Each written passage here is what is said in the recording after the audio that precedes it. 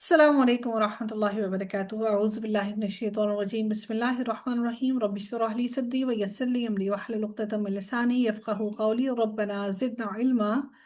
اللہم فقہنا فی الدین آمین یا رب العالمین۔ جی آغاز ہوتا ہے ہمارا رکوع نمبر 4 کا، اور اس کی تفسیر کو دیکھتے ہیں۔ اللہ رب العزت ارشاد فرماتے ہیں، ارشاد ربانی ہے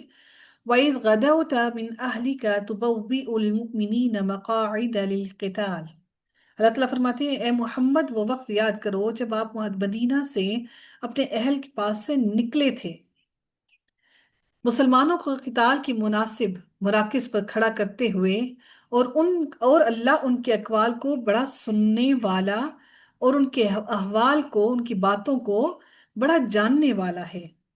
اور یہ جو دن تھا یہ احد کا دن تھا۔ آپ صلی اللہ علیہ وسلم 1000 یا 50 کم ہزار افراد کے ساتھ نکلے تھے، اور مشرکوں کی تعداد اس وقت 3000 تھی۔ یہ 3 ہجری کا واقعہ ہے۔ ماہ شوال کی 7ویں تاریخ تھی، اور شنبا گھاٹی میں نزول فرمایا،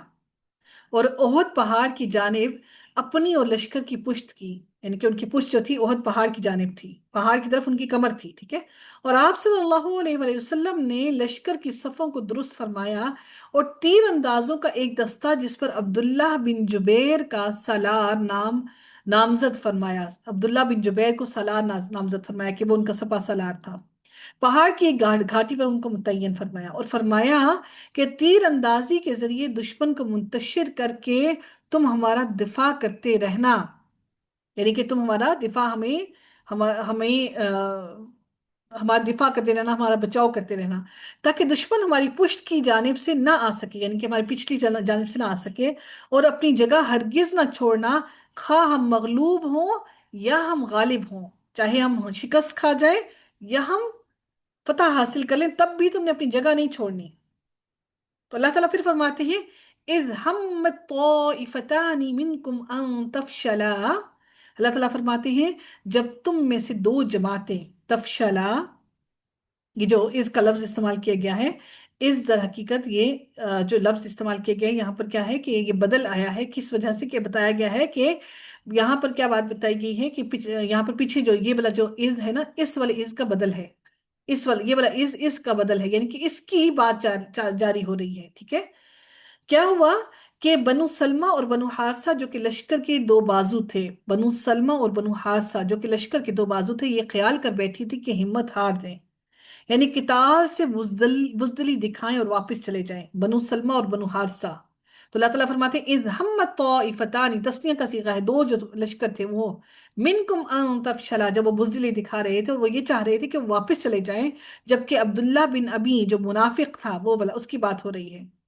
اللہ نے نبی کریم صلی اللہ علیہ وسلم نے سالار جو ہے سپہ سالار بنایا تھا عبداللہ بن جبیر کو، اور عبداللہ بن ابی جو تھا وہ منافق تھا، اور اس کے ساتھی یہ کہتے ہوئے واپس ہوئے کہ ہم کیوں اپنی جانوں کو اور اپنی اولادوں کو قتل کرائیں، اور عبداللہ بن ابی نے ابو حاتم سلمہ سے کہا تھا کہ میں تم کو تمہاری جانوں اور تمہارے نبی کے بارے میں حفاظت کی قسم دیتا ہوں، کہا اگر ہم اس کو قتال سمجھتے تو ضرور تمہارا ساتھ دیتے، یعنی یہ قتال نہیں بلکہ ہلاکت ہے، وہ کہتے ہیں یہ قتال یعنی کہ یہ جہاد نہیں ہے بلکہ یہ تو ہلاکت ہے۔ تو اللہ تعالیٰ نے دونوں جماعتوں کو ثابت قدمی عطا فرمائی۔ کون سی 2 جماعتیں تھیں؟ بنو سلمہ اور بنو حارثہ۔ تو اللہ تعالیٰ نے ان دونوں جماعتوں کو ثابت قدمی عطا فرمائی، حالانکہ اللہ دونوں کا مددگار تھا، اور مسلمانوں کو تو اللہ ہی پر اعتماد کرنا چاہیے۔ اللہ تعالیٰ نے فرمایا واللہ، اور اللہ تعالیٰ ولیہما، ان دونوں کا مددگار تھا، وعلی اللہ فلیتوکل المؤمنون، تو اللہ تعالیٰ فرماتے ہیں کہ ان مسلمانوں کو اللہ پر ہی توکل کرنا چاہیے، مومنوں کو۔ آئندہ آیتوں میں دیکھیں گے کہ اللہ کی نعمتوں کو یاد دلانے کے لیے اس وقت جو آیتیں جو اللہ تعالیٰ نازل کرتا ہے اس وقت نازل ہوئیں جب مسلمان شکست کھا گئے تھے، اللہ تعالیٰ نے پھر اپنی نعمتوں کو یاد دلایا مسلمانوں کو، اور کیا کہا، اور یقیناً اللہ تعالیٰ فرماتے ہیں وَلَقَدْ نَصَرَكُمُ اللَّهُ بِبَدْرٍ وَأَنْتُمْ أَذِلَّةٌ، اور یقیناً بدر میں جو مکہ اور مدینہ کے درمیان ایک مقام ہے، اللہ تعالیٰ نے بدر میں بھی تمہاری مدد کی، حالانکہ اس وقت وَأَنْتُمْ أَذِلَّةٌ، حالانکہ تم اس وقت تعداد میں اور آلات کے حساب سے، اپنے مال کے حساب سے، اپنے ہتھیار کے اعتبار سے کم تھے۔ تو اللہ تعالیٰ نے فرمایا فَاتَّقُوا اللَّهَ لَعَلَّكُمْ تَشْكُرُونَ، اللہ سے ڈرتے رہو تاکہ تم اس کی نعمتوں کے شکر گزار بن سکو۔ اِذْ تَقُولُ لِلْمُؤْمِنِينَ أَن لَّن يَكْفِيَكُمْ، اللہ تعالیٰ فرماتے ہیں کہ اس وقت کو یاد کرو، اس وقت کو یاد کیجئے جب آپ مومنین کے قلوب کو، ان کے دلوں کو مطمئن کرنے کے لیے مومنین سے وعدہ کر رہے تھے۔ نبی کریم صلی اللہ علیہ وسلم کو کہا رہا ہے کہ ان کو جب وعدہ کر رہے تھے کہ کیا تمہارے لیے کافی نہیں کہ تمہارا پروردگار 3,000 نازل کردہ فرشتوں سے تمہاری مدد کرے؟ بے شک یہ مقدار تمہارے لیے کافی ہوگی۔ جبکہ اذ تقول للمؤمنین، اے نبی جب آپ مومنوں سے کہہ رہے تھے الن یکفیکم، کہ اللہ تمہاری مدد کرے، این یمدکم ربکم، کہ اللہ تمہاری مدد کرے بثلاثت آلاف، کہ اللہ تمہاری مدد کرے کس سے؟ 3,000 من الملائکۃ منزلین، کہ 3,000 فرشتوں سے اللہ تمہاری مدد کرے۔ بے شک یہ مقدار تمہارے لیے کافی ہے، اچھے خاصے فرشتے ہیں۔ اور سورہ انفال میں 1,000 فرشتوں کا ذکر کیا، اس لیے کہ ابتداً ان کی مدد 1,000 فرشتوں سے کی گئی تھی، پھر 3,000 ہو گئے، پھر 5,000 ہو گئے، جیسا کہ اللہ تعالیٰ نے فرمایا اگر تم دشمن سے مقابلے کے وقت صبر کرو، اللہ تعالیٰ نے فرمایا بلا ان تصبروا وتتقوا ويأتوكم من فورهم هذا يمددكم ربكم بخمسة آلاف من ملائکت مصومین۔ پہلے اللہ نے 1,000 فرشتوں سے مدد کی، پھر 3,000، تو اللہ نے کہا کہ اگر اب بھی تم صبر کرو، تقوی اختیار کرو، اگر تم ایسا کرو گے، صبر کرو گے، تقوی اختیار کرو گے، اور دشمن کے مقابلے میں جب تم میں صبر آ جائے گا اور اللہ کی مخالفت سے ڈرتے رہو، اور مشرکین جب تمہارے اوپر اچانک آ پڑیں تو اس وقت یعنی کہ یا تو تم پر آ جائے من فورہم، اچانک فوراً ہی کہیں سے آگے پیچھے سے آ جائے، ہاذا، تو وہ اللہ ہے جو یمددکم، تم سب کی مدد کرے گا، ربکم، تمہارا رب، بخمسط آلاف من الملائکتی، 5,000 فرشتوں سے پھر اللہ تمہاری مدد کرے گا۔ اور یہ 5,000 مصومین، منتخب کیے ہوئے، نشان زدہ، یعنی کہ خاص طور پر اللہ تعالیٰ نے ان فرشتوں کو منتخب کر کے تمہارے لیے بھیجا۔ تمہیں اللہ تعالیٰ ایسے مدد کرے گا، تمہاری مدد فرمائے گا۔ یہاں پر اللہ تعالیٰ مسلمانوں کو تربیت بھی کر رہے ہیں، اور جنگ کرنے کی تربیت، ان کے اصول بھی سکھا رہے ہیں، اور اللہ رب العزت اس کے ساتھ ساتھ ان لوگوں کو صبر کرنے کا بھی حکم دے رہے ہیں، اور اللہ نے اپنا وعدہ پورا کر دیا۔ اللہ رب العزت نے پھر اپنا وعدہ پورا کیا، وَمَا جَعَلَهُ اللَّهُ إِلَّا بُشْرَى لَكُمْ وَلِتَطْمَئِنَّ قُلُوبُكُمْ بِهِ۔ تو فرشتوں نے ابلق ابلق گھوڑوں پر سوار ہو کر مشرکوں سے قتال کیا۔ گھوڑوں پر سوار ہو کر فرشتے آئے، جو کہ زرد یا سفید رنگ کے امامے باندھے ہوئے تھے، سروں پر بڑے بڑے امامے باندھے ہوئے تھے، اور ان کے شملے دونوں کندھوں کے درمیان لٹکے ہوئے تھے، یعنی کہ پگیں پگ تھیں، اور ان کی شملے جو تھیں ان کی پگوں کے وہ لٹکے ہوئے تھے۔ اور یہ مدد تو اللہ نے اس لیے کی تاکہ تم خوش ہو جاؤ۔ اللہ تعالیٰ نے فرمایا کہ اس لیے وَمَا جَعَلَهُ اللَّهُ إِلَّا بُشْرَى لَكُمْ وَلِتَطْمَئِنَّ قُلُوبُكُمْ بِهِ، تاکہ تمہارے دل مطمئن ہو جائیں، خوش ہو جائیں، تاکہ تمہارے قلوب اس سے مطمئن ہو جائیں، اور تم دشمن کی کثرت اور اپنی قلت کی وجہ سے نہ گھبراؤ۔ وَمَن نَصَرُ وَمَن نَصْرُ إِلَّا مِنْ عِنْدِ اللَّهِ عِنْدِ اللَّهِ الْعَزِيزِ الْحَكِيمِ، اور تم دشمن کی کثرت اور اپنی قلت کی وجہ سے نہ گھبراؤ، اور نصرت اور فتح تو بس زبردست اور حکمت والے اللہ ہی کی طرف سے ہے۔ ومن نصر، کہ جو مدد ہے، اللہ، سوائے اللہ کے، من عند اللہ، اللہ کے علاوہ اور کسی کی طرف سے کوئی بھی تمہاری مدد نہیں کر سکتا، فتح بھی وہی دیتا ہے، اور وہ اللہ جس کو چاہتا ہے اپنی حکمت اور دانائی سے، اپنی دانائی سے وہ عطا کرتا ہے، جس کو چاہتا ہے وہ عطا کر دیتا ہے۔ یعنی اللہ تعالیٰ وہ انسان کو، رب کائنات فتح جو ہے انسان کی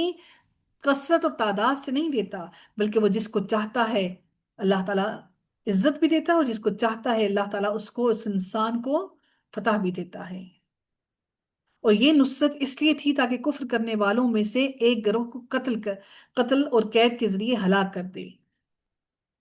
اللہ تعالیٰ نے بتایا لیقطع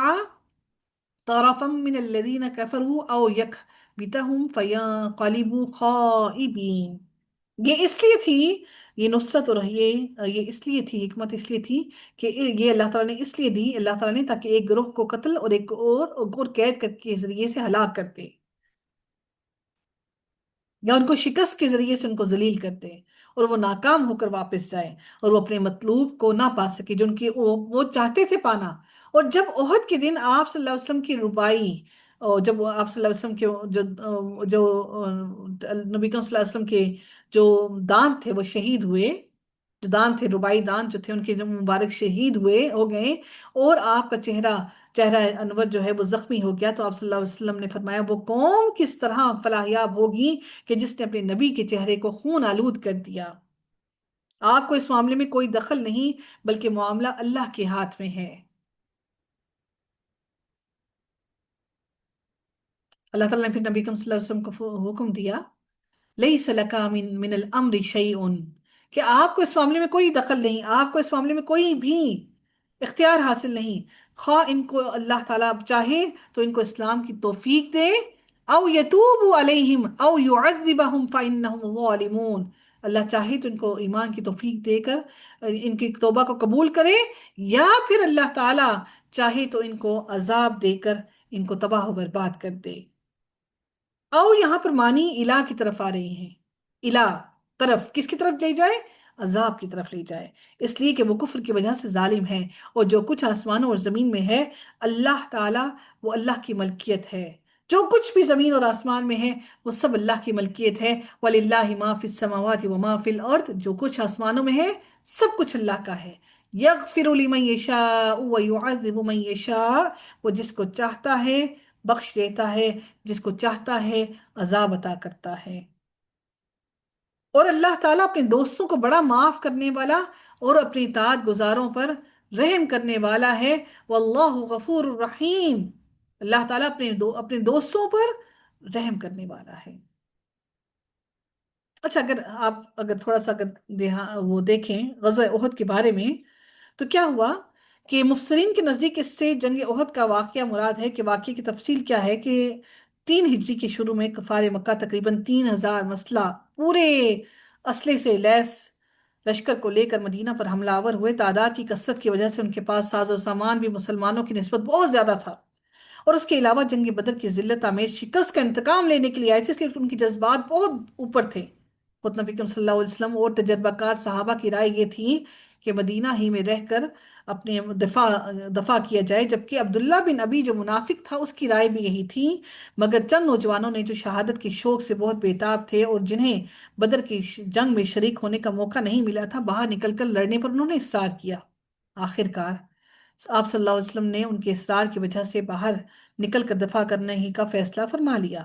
اور جنگی لباس ذرہ وغیرہ پہن کر آپ تیار ہو گئے. اس وقت صحابہ کو احساس ہوا کہ آپ مجبوراً اپنی رائے کے برخلاف مدینے کے باہر نکل کر لڑنے پر تیار ہوئے ہیں. بعض صحابہ نے عرض کیا یا رسول اللہ، اگر آپ مدینہ میں رہ کر دفاع کرنا پسند فرماتے ہیں تو ایسا ہی کیجئے. مگر آپ صلی اللہ علیہ وسلم نے جواب دیا کہ نبی جب حربی لباس پہن لیتا ہے تو اس کے لیے لائق نہیں کہ وہ اللہ کے فیصلے کے بغیر واپس ہو یا لباس اتارے.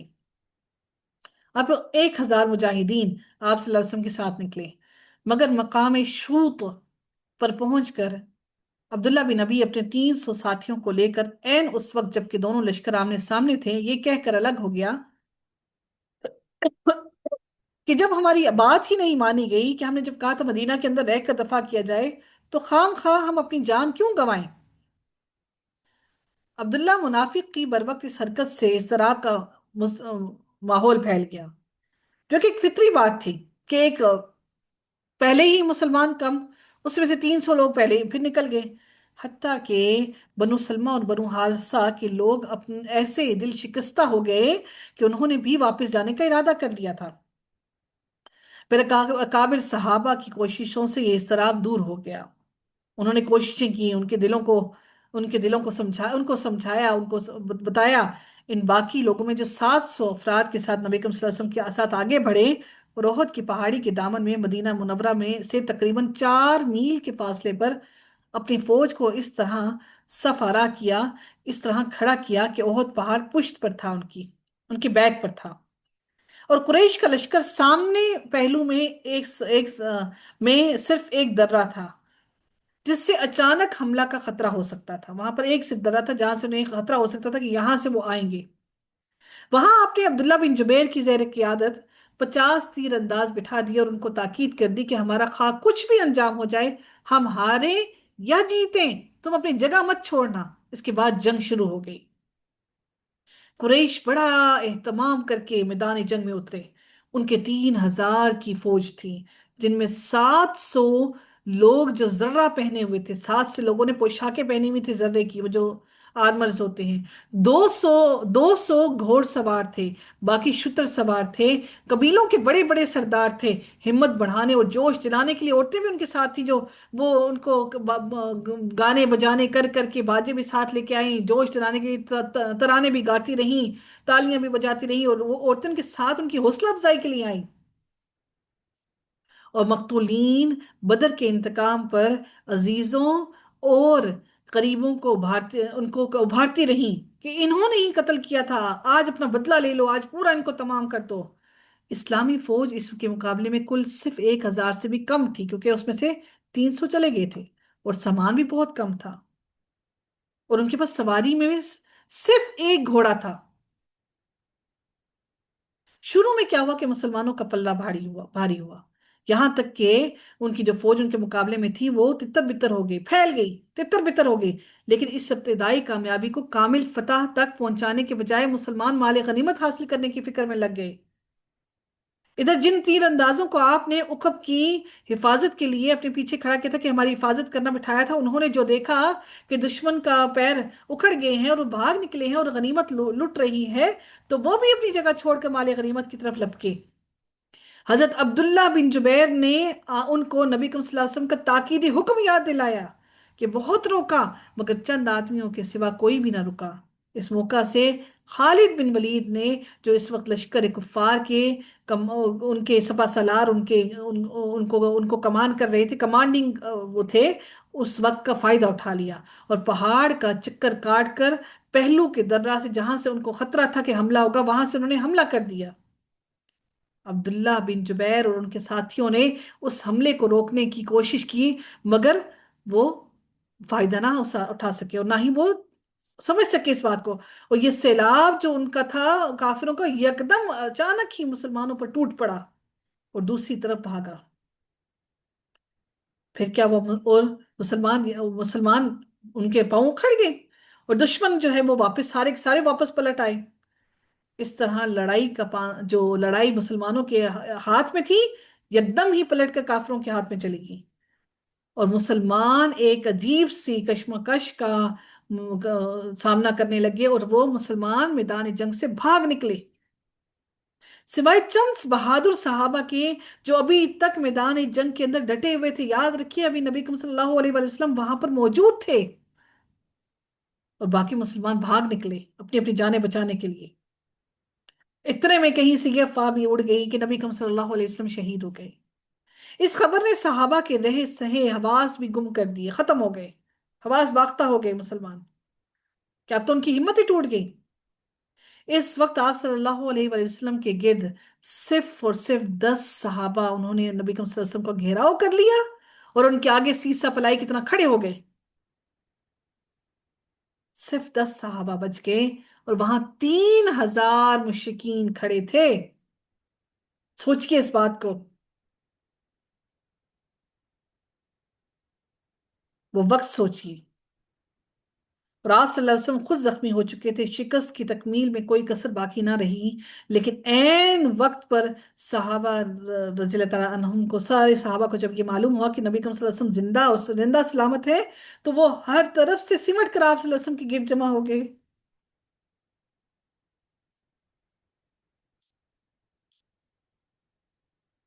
اور تمام صحابہ نے نبی کریم صلی اللہ علیہ وسلم کا گھیراؤ کر لیا۔ اب وقت یہ تھا کہ انہیں سمجھ نہیں آئی کہ اب اس معاملے کو حل کیسے کیا جائے، اب کس طرح سے وہ اصل مقصد وہ کیا جائے، کہ اب وہ کافروں کے گھیرے میں تھے، کہ کافر ان کے ارد گرد موجود تھے۔ اس احد پہاڑ میں، اس جنگ احد میں نبی اکرم صلی اللہ علیہ وسلم کے چچا امیر حمزہ بھی شہید ہوئے، ان کی قبر بھی وہیں پر۔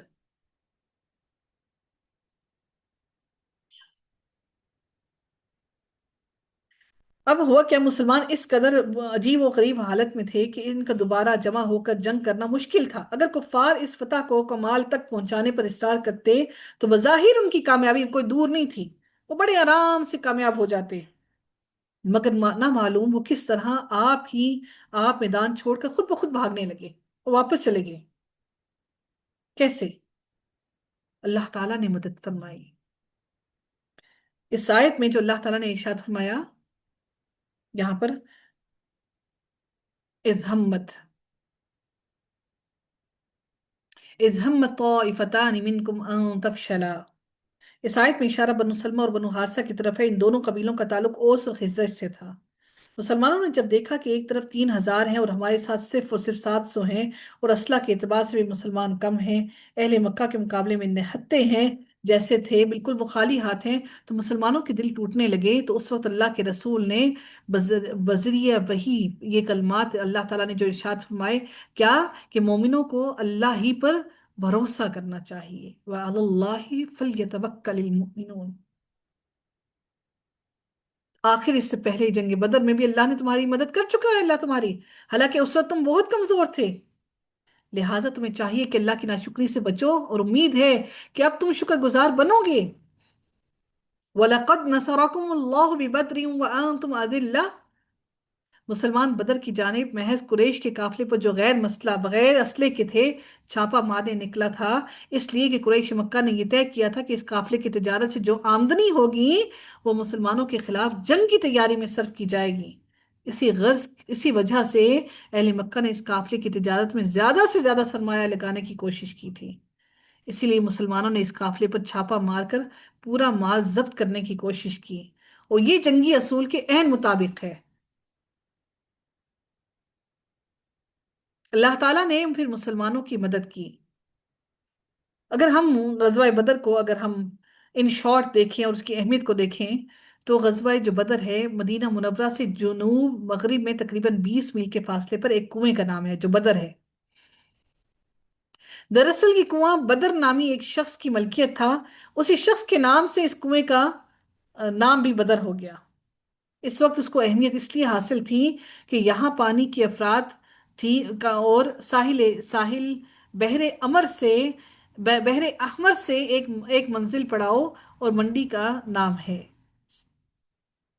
یہ مقام شام، مدینہ اور مکہ کی سڑکوں کے درمیان موجود تھا، اور قریش کے تجارتی قافلے اسی راستے سے آمد و رفت کرتے تھے۔ توحید اور شرک کے درمیان یہی سے پہلا معرکہ 17 رمضان 2 ہجری کو پیش آیا تھا۔ غزوہ جو بدر ہے وہ پہلے ہوا، پھر غزوہ احد ہوا، وہ 3 ہجری میں غزوہ احد ہوا، 2 ہجری میں غزوہ بدر ہوا۔ اس غزوہ نے دنیا کی تاریخ میں ایک عظیم الشان انقلاب پیدا کیا۔ مشرکین مکہ کی لشکر کی تعداد اور ان کے مسلح ہونے کی صورت حال کو اگر سن کر مسلمانوں کی صفوں میں گھبراہٹ اور تشویش اور جوش کا ملا جلا رد عمل ہونا ایک قدرتی بات تھی، اور انہوں نے اللہ تعالیٰ سے دعا اور فریاد کی۔ اس پر اللہ تعالیٰ نے پہلے 1,000 فرشتے اتارے، اور مزید کا یہ وعدہ کیا کہ اگر تم صبر اور تقوی پر قائم رہے تو فرشتوں کی یہ تعداد 5,000 کر دی جائے گی۔ کہا جاتا ہے کہ چونکہ مشرکین کا جوش اور غضب برقرار نہ رہ سکا، اس لیے حسب بشارت 3,000 فرشتے اتارے گئے، اور 5,000 کی تعداد پوری کرنے کی ضرورت پیش نہیں آئی۔ اور بعض مفسرین کہتے ہیں کہ یہ مقدار پوری کی گئی فرشتوں کا نازل کرنے کا مقصد براہ راست لڑائی میں حصہ لینا نہیں تھا، بلکہ محض مسلمانوں کی حوصلہ افزائی کرنا تھا، ورنہ اگر فرشتوں کے ذریعے مشرکوں کو ہلاک کرانا ہوتا تو اتنے فرشتے نازل کرنے کی ضرورت نہیں تھی، ایک فرشتہ ہی ساروں کو ختم کر دیتا۔ ایک فرشتہ حضرت جبرائیل علیہ السلام نے، جس طرح سے حضرت جبرائیل علیہ السلام نے حضرت لوط علیہ السلام کی پوری بستی کو ہی تہس نہس کر دیا، لیکن چونکہ یہ جہاد کا مسئلہ تھا اور جہاد انسانوں ہی کو کرنا تھا کہ وہ اجر و ثواب کے مستحق ہو سکیں، وہ فرشتوں کا کام صرف مسلمانوں کی ہمت افزائی کرنی تھی کہ وہ اپنی تعداد کو زیادہ کریں گے، دیکھیں گے تو ان کے اندر حوصلہ بڑھ جائے گا۔ اور وہ مزید حوصلے کے ساتھ کافروں سے لڑیں گے، مزید اپنے دماغ کو استعمال کریں گے۔ اللہ تعالیٰ سے دعا ہے کہ رب کائنات ہمیں قرآن کے الفاظ کو، اللہ کے کلام کو بہترین طریقے سے سمجھنے کی طاقت عطا فرمائے۔ وآخر دعوانا ان الحمد للہ رب العالمین، صلی اللہ تعالی علی خیر خلقی اجمعین برحمتک یا ارحم الراحمین۔ سبحانک اللہم و بحمدک، نشہد ان لا الہ الا انت، نستغفرک ونتوب الیک۔ السلام علیکم ورحمۃ اللہ وبرکاتہ۔